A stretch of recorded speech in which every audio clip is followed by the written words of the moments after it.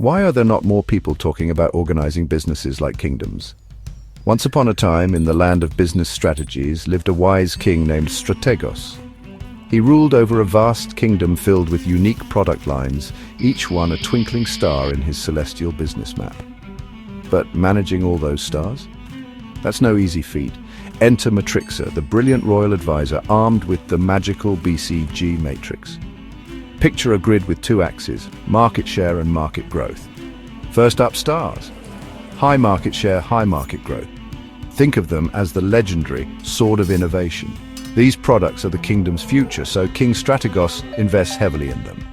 Next, cash cows, so high market share, low market growth. Picture the golden grain fields. Steady earners that generate heaps of cash, but aren't exactly exciting to eat. Strategos uses their profits to fund his stars and other ventures. Then we have question marks. Low market share, high market growth. Like the mystical potion, full of potential but risky. Strategos carefully evaluates whether to invest more or cut his losses. Lastly, dogs. Low market share, low market growth.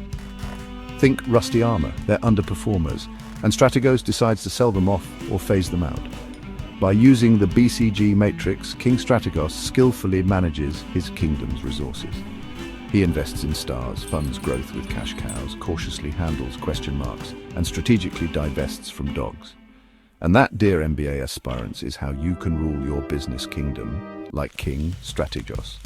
Stay tuned for more MBA Made Easy.